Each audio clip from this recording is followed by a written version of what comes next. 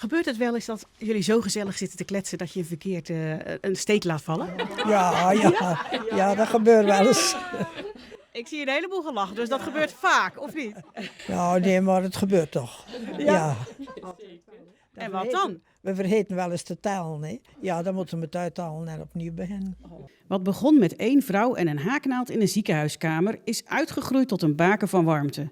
Naomi Hardeman haakte al dekens voor palliatieve patiënten. Nu kwam Zorgzaam met een heel speciale vraag. Wij, Jolanda en ik, haakten dekens voor Hospice Nederland.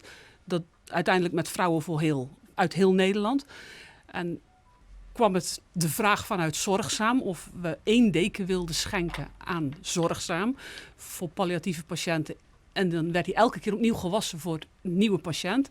En daar hebben we van gezegd, ja, dat doen we niet. Dan krijgen jullie gewoon dekens van ons.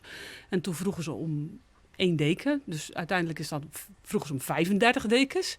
Nou, en toen hebben we gezegd van nou, dit wordt een doorlopend project voor 35 dekens per jaar. Maar ja, dat is helemaal uit de hand gelopen naar op dit moment 720 dekens. En als een patiënt zo'n deken krijgt, zit er dan nog iets bij? Daar zit een briefje bij met een wasvoorschrift en een spreuk met troost.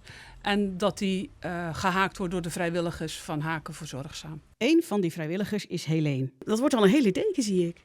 Ja, ik ben al bezig met de lapjes die klaar zijn aan elkaar te haken.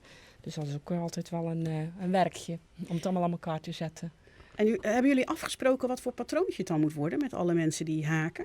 Nou, meestal doen we, Jolanda en ik, verzinnen een patroontje of denken we nou, dit is nou wel eens leuk of dat. En dan vragen we soms wel, vinden jullie dit leuk? Maar ze vinden het eigenlijk altijd goed, dus wat wij verzinnen. Jolanda is er al bij sinds het begin van het project. Als ze een vierkantje haakt, denkt ze soms aan iemand die zo'n deken heeft gekregen. Ja, en dan hoor ik inderdaad, dat wordt dan natuurlijk niet in de openbaarheid gegooid. Allebei hebben wij het er wel over, Naomi en Marlie en ik.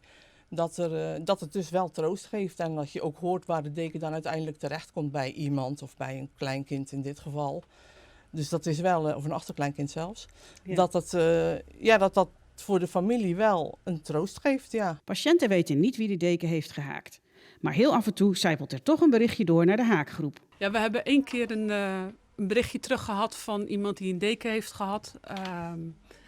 En die hebben ze terug uit elkaar gehaald. En die hebben er kussenhoezen van gemaakt, zodat elke broer en zus een kussenhoes heeft voor op de bank. En de dames in Terneuzen, die haken voorlopig iedere week stug door. Want zolang er vierkantjes binnenkomen en er mensen zijn die wel wat extra comfort kunnen gebruiken, blijft de haaknaald bewegen.